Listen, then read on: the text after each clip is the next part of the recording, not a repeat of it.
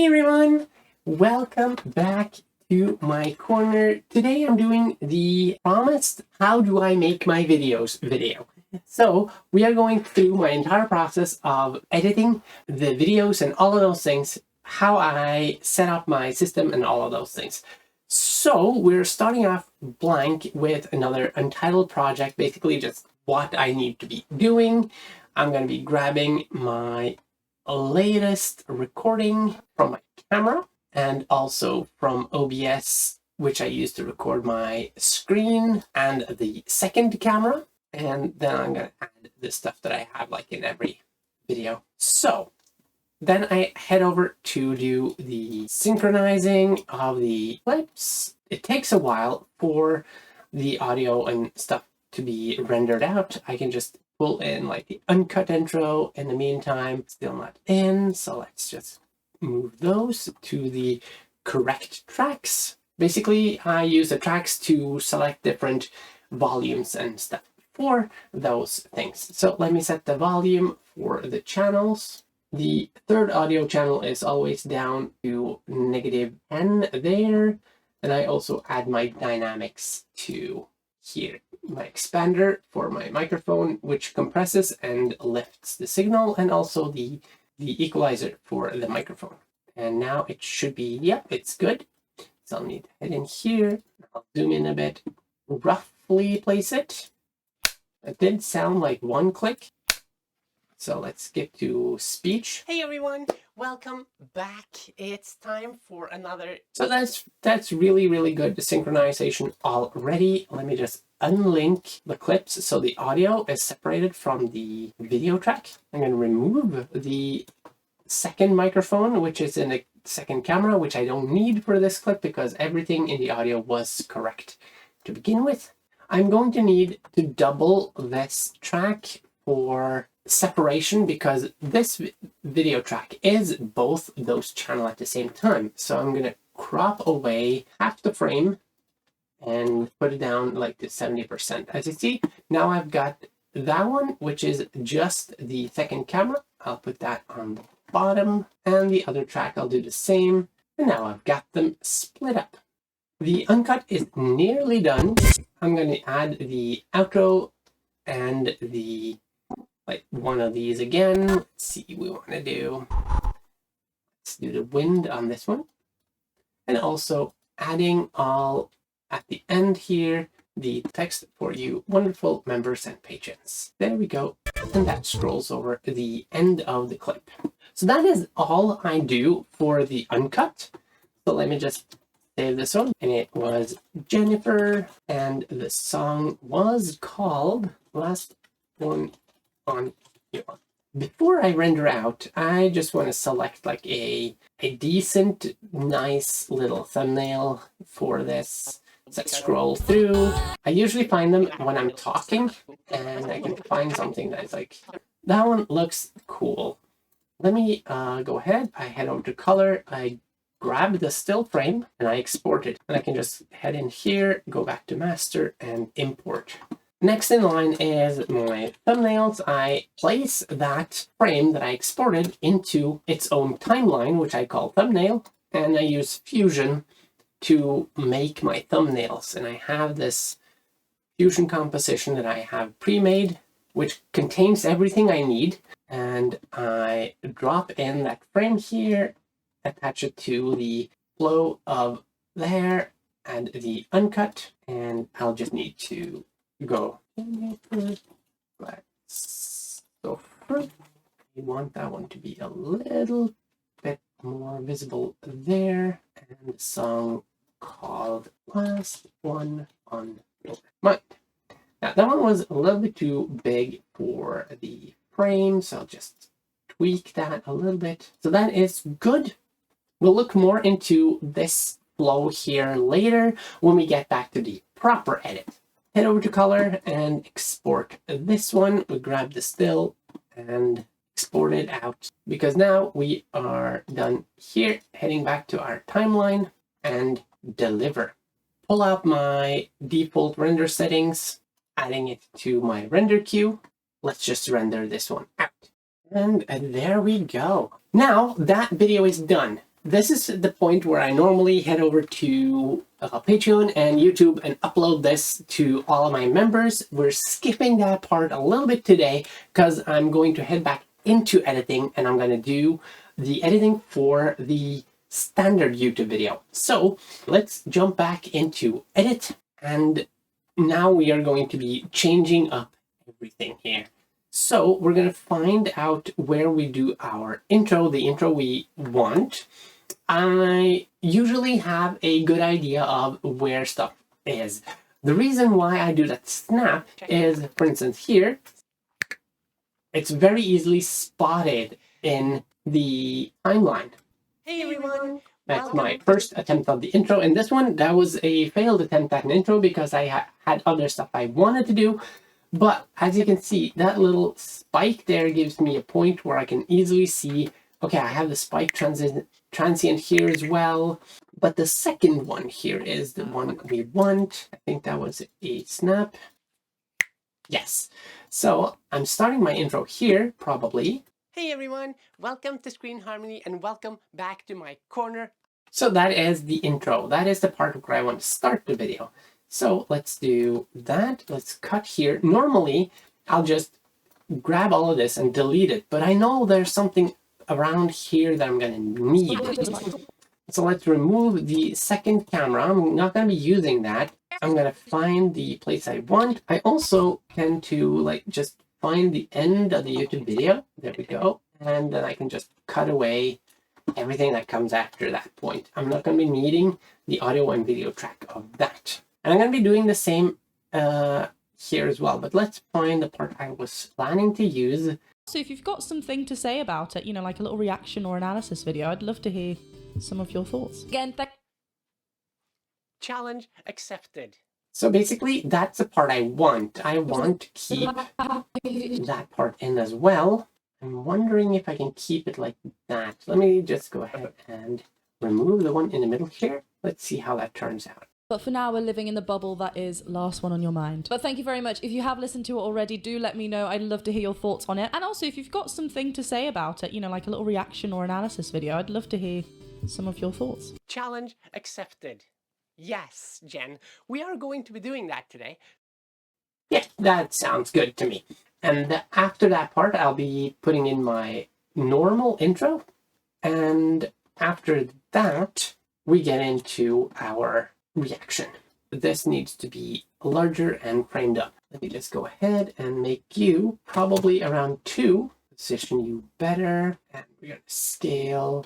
It's a little bit clipped, but it's fine. It's fine for the purposes that I want to use it for. And then we're into the reaction. So next step would be getting rid of the image for the video in the parts where I don't need it, which should be around here, straight on to where I want it, and just cut away, again, this stuff I don't need. So this is what the timeline looks like when I'm pre-cut. Now, the latest and greatest effect I'm using on my videos now is that I make the video here that I'm watching look like it's on a TV in the background. And wherever would I do that than putting it through Fusion. So let's head into Fusion composition for that. I've called it frame glow, and it looks like this. There's a lot of things going on here, but simply put, this media in is the video I'm getting from the movie track that I have recorded. I crop that down to the size of the frame, so I get rid of all the excess, the second camera and all those things. And I also scale it down a bit to fit the frame I'm setting here. This is set by this called a background, which is set to 1080 and 4K width. So it's a short height wise, but long frame. I do that because I need to spill over the things. And I crop that as well down to the size I want it. I merged those two together, and basically that is what the result is. So the media in is this frame, turns into the cropped version of that, and then I scale it a little bit. The next merger has a rectangle shape like so, which is the black is filtered away and the white space is where I can apply this. And I use that to merge through and to the soft glow as well. And then we get the glow, and it captures the colors from the frame itself because I use the glow effect, but I don't want the glow on the inside of the frame, which is why we use the one here as a mask. Then over here we have a rectangle. This one is just the base rectangle for the shape. The second one is on the inside. So this one gives like the black frame here. The second one opens up on the inside again, and I put that through a background, which is just black frame. And with those masks together, that turns into the black frame with rounded corners, which I then can emerge down onto here. To sell the effect a little bit more, I also put on a drop shadow, which if I turn that a little bit off and on, you can see some of the colors change a bit. And that is basically because I have light to the left and down from where this video is, and without that it looks a little bit weird. So it makes it a little bit more realistic. All in all, that effect is put on here. Now I need to remove some of the transforms I've done to the video. Now you see the thing is it's placed wrong, and it's bigger than it's supposed to be, but it's also chopped off because we now have a crop that is not supposed to be there anymore in the finished frame. So let's remove that cropping, and then we just need to scale it down to about 43%. I'm usually around 43% on the video, and just place it where I want it to live. But that's not all, because now it still looks like it's just a graphic there because it's not aligned with what's going on in the background. So to fix that, I tweak a little bit with the pitch, the yaw, and some rotation. I have some screw holes which I can use to align a little bit better, so I see a little bit more of where I need this to go. So I want it to be tilted the same as the wall, and it needs to be pitched at the same angle as the wall as well. And to make this, or to sell that effect, I'll need to rotate it so it aligns with the two screw holes I can see there.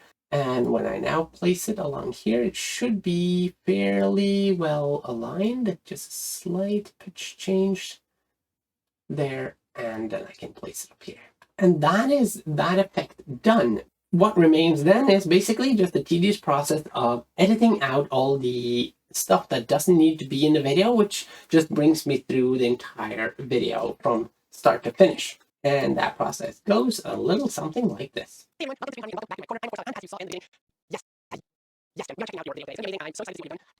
But before we head in, I just want to remind that I'm at the usual talk, which usually goes like by the book.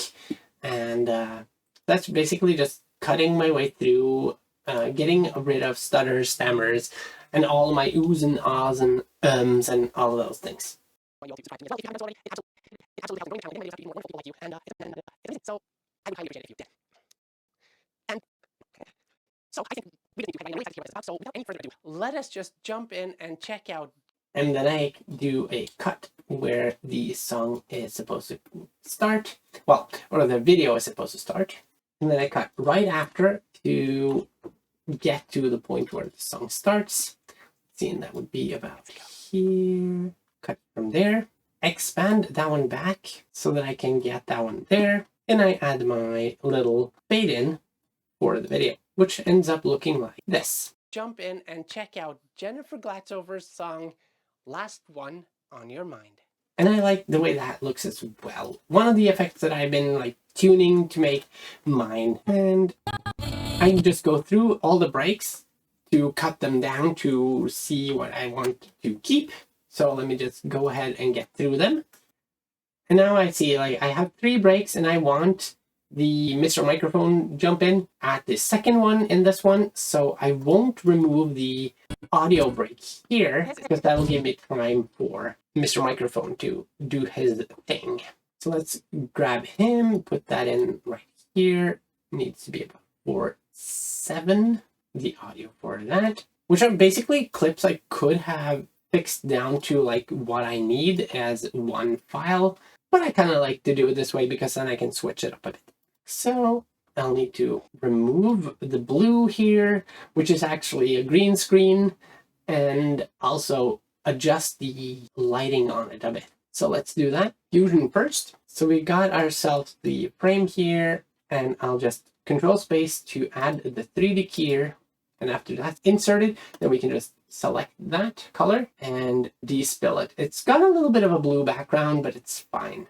I do need to brighten it up a bit. So I usually brighten it up to about 1.3, and then I pull down the light so it's not as bright on the bright parts. And that's about it for that. And I look through to see if I'm in front of it, and I'm not, so that's good. And then I'll have to grab one of my like and subscribe texts, which I have in a file. Out of all of the ones I have, I think I'm at around 30 of them right now. And I can get back to like the proper edit.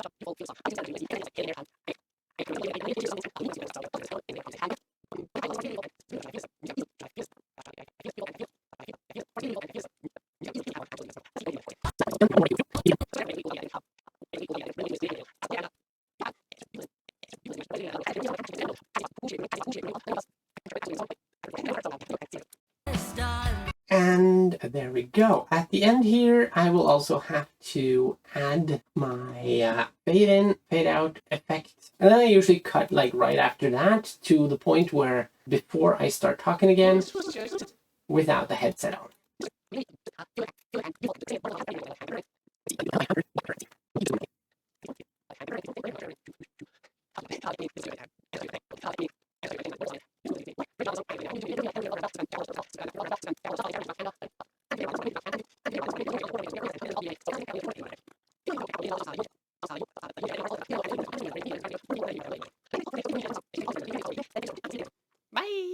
And that means I've worked my way through the entirety of the reaction itself. And the outro here for the uncut is just cut away. And I'll need to align this one to about that beat, which is where in the video that I recorded here, also said by, it's correctly there. So I'll remove the underlying video clip there. That is all the edit I do. I do all those cutting and stuff like that. If I know that I'm in front of the video at some point, like if I'm a little bit animated when I'm talking, then I do this little trick I have. I can show you that. If I say if I, in this frame, I'm going to have to undo it later, but that's fine. Say I had moved and I'm standing there. What I do is I duplicate that frame over the existing one that I want to have. Yeah, I move away after this much, so I only have like this little bit here. And what I do then is in the color tab, I enable the alpha output, which is transparency, and I do a magic mask with me, and just make sure that everything that is me is selected and nothing else. And I just track that back and forth. It's a GPU job, so that's really quickly done. I think I want to fix in here, tracking where I had the rest of it. Let's do that and just go back over again. And when I skip back now, I'm in front of that frame. A little bit of magic there that I can do. It's just beautiful to listen. Which only works where I have that mask going. Which is basically all I do for that effect. But it's so easy and it's so brilliant and it works so well. And I love it. Now we need to find our thumbnail for the video. I think that one could be fun.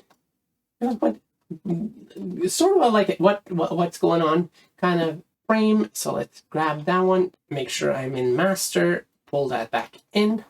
And since I already have the thumbnail timeline, I can use that. Head into Fusion.